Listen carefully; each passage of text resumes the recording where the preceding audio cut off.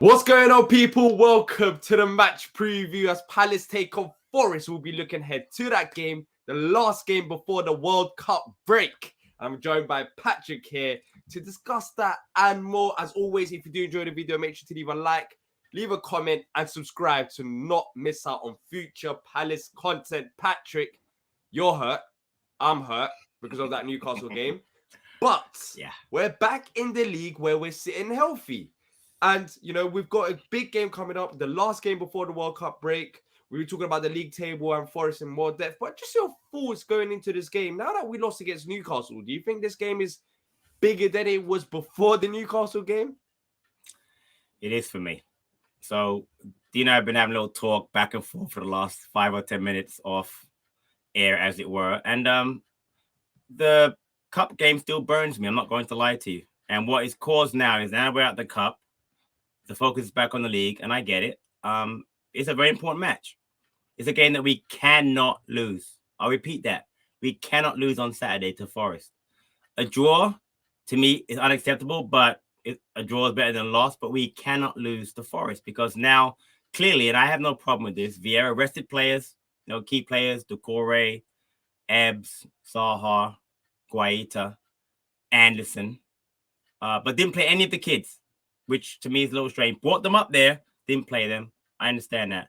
But now that they're all rested, and we have no match day until December, right? We had better win this match because there's no excuses. I think the Newcastle game makes it interesting, and let us know in the comment section down below as well. But the reason why this game is important for me, yes, we lost against Newcastle, is because if we want to be a serious side, and if we want to, we're talking about Europa Conference League and where we can finish potentially, we're taking a game at a time. I'm a huge investor in taking a game at a time rather than looking at names. As Patrick always likes to look at names saying we're not going to finish in top 8 or top 10 or whatever. I take a game at a time. And if we want to be serious this season, Patrick, with all due respect, you have to be beating sides like Forest that have been struggling all season long. Yes, they have improved lately and they're not maybe as bad, even though that's debatable as well. The players are all fitting in, all the 20, 25 players that they bought.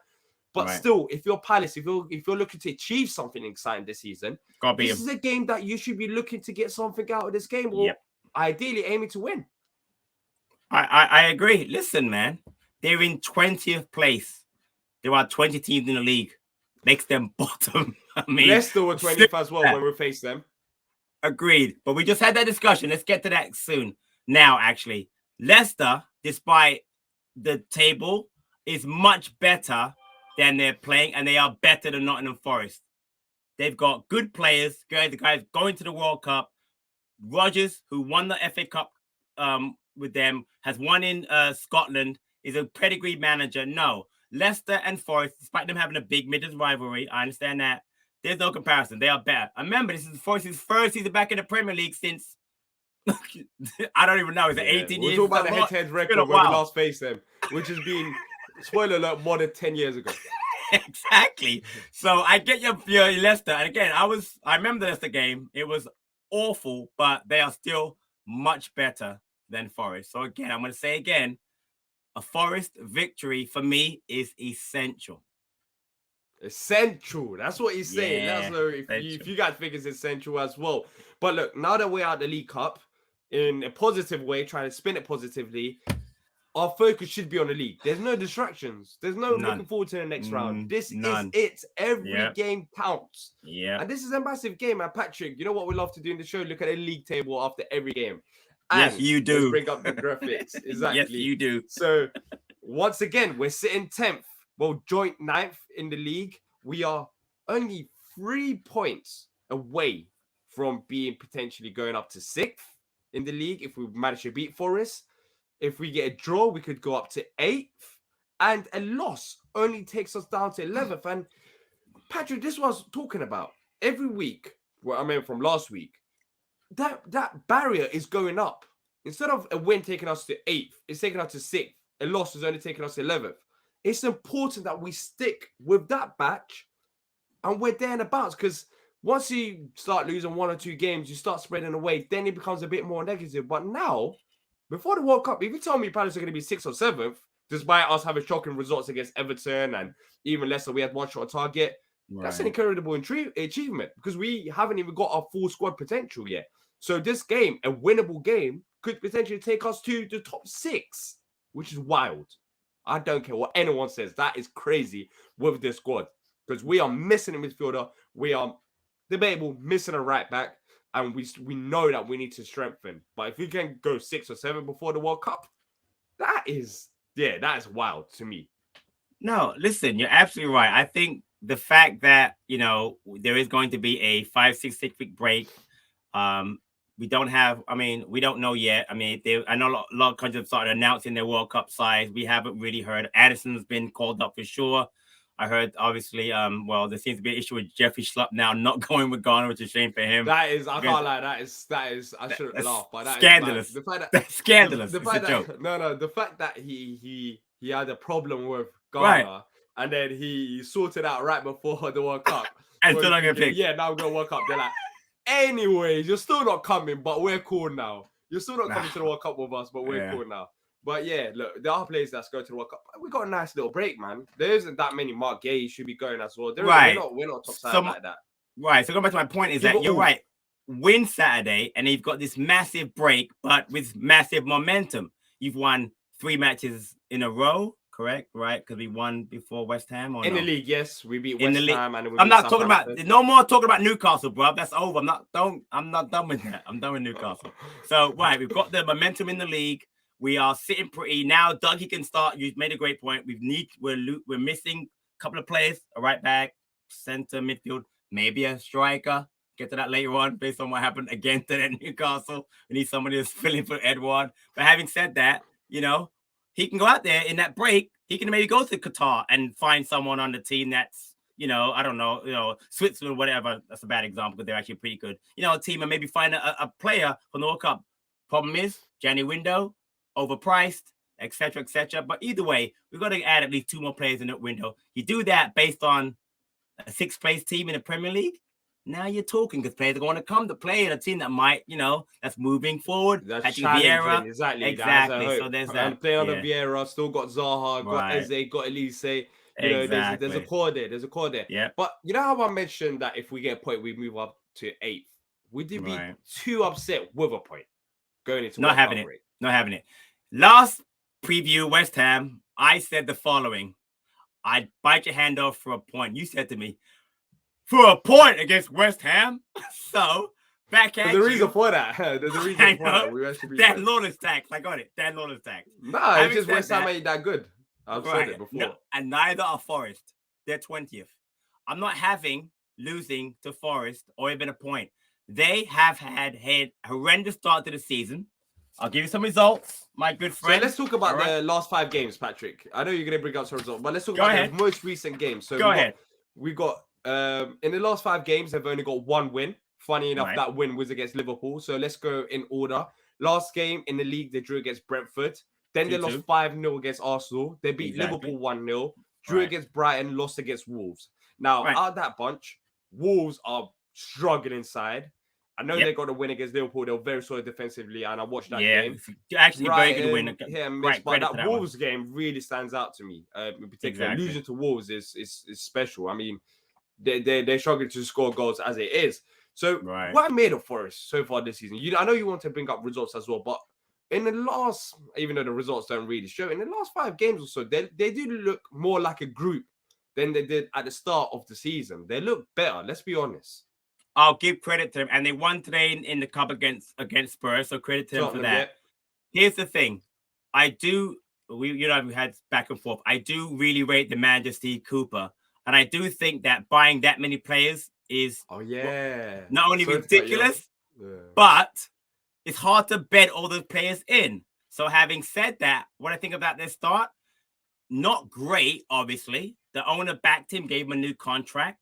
But they have some good players in that squad. I really rate someone like Brennan Johnson. I think he's a really good player. Williams, the Welsh player, very good player. Dean Henderson, not really sure about the goalkeeper yet. Talks a lot about, United, and really hasn't proven himself.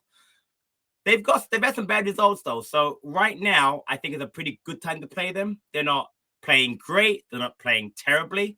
But again, I'll go back to it. I'm not having a draw on Saturday. I need to have a win. Yeah.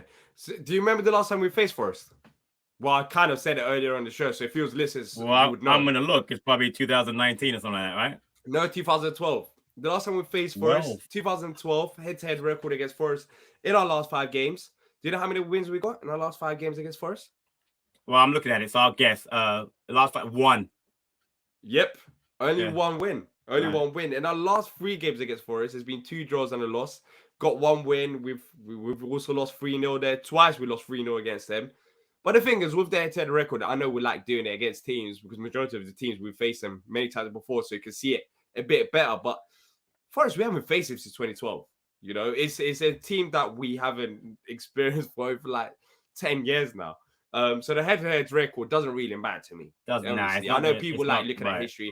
It is a whole different team. In this case, it doesn't make sense. Teams. Exactly. It doesn't make any sense. So let's move on from the head-to-head record with Forest, even though we've only got 1 win, and that was a 1-0 win, which I will take happily on Saturday, by the way. Any win I'll take before going into the World Cup. I want 5. Okay. Just ignore that. I'm not going to edit that out. Just ignore that he said that. He's not thinking straight right now. He's not thinking straight right now. And if we're not doing this. I'm really not. Yeah, we're not doing this. So you mentioned some players. You mentioned some players for Forest. Some players that you're worried about. You didn't mention Lingard. Okay. Kouyaté. Okay. Wait. Do you know why I didn't mention Lingard? Why? Wembley Stadium. FA Cup final goal. Why would I mention that guy's name? I know that, but I thought you were going to give another reason. You don't have to bring that up. No, he's dead to me. We all know that. He's dead to me. No, I'm not going to mention that guy's name. He's dead to you, but you're not worried about him, especially with what he's done to Palace in the past.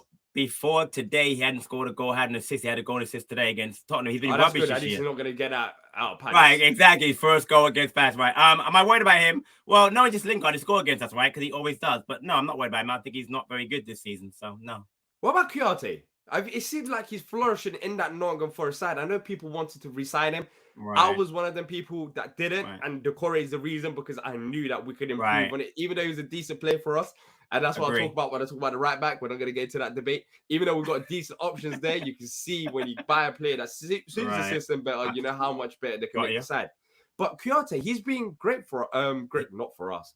Hopefully, he's great for us with our own goal against us on Saturday. But he's been decent for us this season. And we know what he can do. He can cause us trouble in midfield, especially physically, because he's very strong and tall. I'm trying to think about it. You got Ebbs there. The midfield, not too sure who starts. You got maybe Ayew and Decore. I think Kouyaté wins that battle, especially in terms of physicality. Be interesting because he has played well. He had a really good game against Liverpool. I saw that game. We talked about the 1-0 win. He's had some rugby gains early in the season, but I liked him as a player at Palace. But like you, I thought we had to improve, and we did. Am I worried about him? Not worried about him. I mean, they have much better attacking options. Gibbs White, like I said, Brennan Johnson, the aforementioned Jesse Lingard. But as a solid midfielder, good. But here's the thing. We know him. I mean, Luka will know him. Decore won't, obviously. Ebbs will know him. So I think familiarity of knowing him as a player will help us, be able to But he knows us. Him, so. That's true. But more of our players know him than him knowing us, you know what I mean? Like Yeah, I understand that. Yeah, look, Forest, I think they've got great attacking players, but where we can hurt them is in defense, unless they're set up like we're a big side and they're compact, because when they are compact and when they're very defensive, they're hard to break down. It is hard to break them down, and that's what Liverpool struggled with as well. Even though they had a few chances, we need to be clinical, Patrick, and this is where we talk about the Palace side of things in terms of who needs to perform. Vieira said it against Newcastle. We had a few chances. We've had a few chances in previous games. We need to be more clinical in front of goal and end teams 2-3. Enough of 1-goal margins. Yes, we beat West Ham, but that was at least in magic. But forget about the 5. But Patrick, going into this game, you want to see that ideally sooner rather than later. I agree. Listen, man, our last match was our best away performance of the season. I mean, the first half was good. The second half was better. We got the goal at the end to win it. I love the way they played. As Eb said, we're hard to deal with when we play like that. We're hard to deal with, which is true. Zaha on form, Olise, Ebbs, Decore breaking up play, other players contributing like Schlupp and Ayew. So, I mean, I think we can get at them. The problem has been, you're right, it's been finishing. So hopefully having, skipping a little forward, Edouard is back because as much as I love Zaha up front, I'd much rather have Zaha for this match out wide to put pressure on their wingers and then cut inside and have Edouard up front to finish the chances from hopefully that Zaha, Elise, or Ebbs create for us. Yeah. What about with the attacking fullbacks? Do you think he'll do that? Because against West Ham, we saw lots of Tyreek doing the overlaps. You saw even Klein getting forward as well, and we hurt West Ham like that. In a funny way, I was just thinking about it. If Forest sit back, we saw it against West Ham. They sat back and we controlled the game comfortably. Right. Would you want to see Elise have that freedom role once again, the fullbacks bombing forward? Or are you worried about Forest's counter-attacking ability? Because we saw against Tottenham, they did hit them on a counter-attack, and they have got decent players. They do, but you know their attacking players are really last game and were Brennan Johnson, Gibbs White, and Dennis from Watford, right? Their midfield is Yates, Freuler, and Kouyaté. Not the most scary defense midfield you're ever going to face. And the defense is Aurier, Cook, McKenna, and Williams. They don't have that width that other teams have to worry about. So I think that allows us to push up both Klein and Tyreek, like we did against West Ham. I don't think they're the threat wide. Their threat is more down the middle. Again, with Gibbs White, Johnson, and Dennis. If Dennis starts, I mean, it might be Tayo Awamni, who's scored a few goals this season, their top goal scorer. But I think we can definitely take advantage of the fact that they're not a width team. They do overlap Nico Williams and Serge Aurier. We talk about Serge Aurier, who's played for Spurs, was good maybe 10 years ago. I mean, he doesn't scare me. Nico Williams is a good player. He's going to the World Cup for Wales, but honestly, we can get at them at the width wise. So I think that'll be a strength for us on Saturday. Yeah, hopefully, when you talk about injury concerns, hopefully Doucouré starts in this game. Yeah, and hopefully 100%. It's nothing too serious because it is important. And we saw it against West Ham as well. If Doucouré starts, if Edouard starts as well, I mean, if we play like that against West Ham without Edouard, imagine you put Edouard in there and keep it as it is. Agree. We should on paper be able to beat Forest from what we saw, especially if we have a performance like we did against West Ham. So Patrick, we spoke about the game. We understand how big it is. Score prediction. You did mention some ridiculous result before. I'm going to ignore that. You have another opportunity to redeem yourself. So go ahead. What? Realistically, don't put us in shame. When I said 5-0, you're not having that, are you?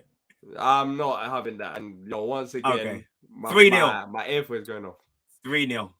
You I won't take anything less than 3-0. 3-0. Zaha, Eza, Joachim Anderson before he goes to the World Cup leaves us with a goal. Nah, D, I'm serious. I'm not taking that though. Do you genuinely think that we can beat them 3-0? When we're talking about not being clinical enough. We just spoke about. You let me do it before. I'm gonna do it now. I got some notes. Everybody know I do take notes. I'll get notes. Okay. Forest lost at home 3-2 to Bournemouth, 3-2 to Fulham, lost away 4-0 to Leicester, 1-0 to Wolves, and 5-0 to Arsenal. Arsenal top of the league. They can concede goals. Why can't we score 3? I don't see why we can't. Fair enough. For me, I'm gonna go somewhere like 2-0. I'm gonna go 2-0. I feel like we can keep one less goal. After 3. That's crazy. You picked that in 1, you picked 2-0. Okay. So 1 goal. Okay, got you. I feel like we can keep a clean sheet against Forest. It's not gonna be easy away from home, but it'll be nice to keep a clean sheet away from home. Look, I'm expecting a difficult game from Forest. But this is a game, if we want to be serious, we should be looking to win that. I know a draw isn't the worst thing in the world because we move up to 8th. I understand that. But you want to end it on a win, especially against a side like Forest that has been struggling so far this season. Then again, they're on a high after Tottenham, so they're going to be looking forward to this game. But we have to do our thing. And if we do it once again away from home, similar to West Ham, we will win this game. But that's a big if. Hopefully these players are rested and they should bounce back. Because Forest today, of course, they had that game and they played Lingard and other players as well. So it doesn't seem like they went all full out second squad. But look, we'll see what happens in that regard.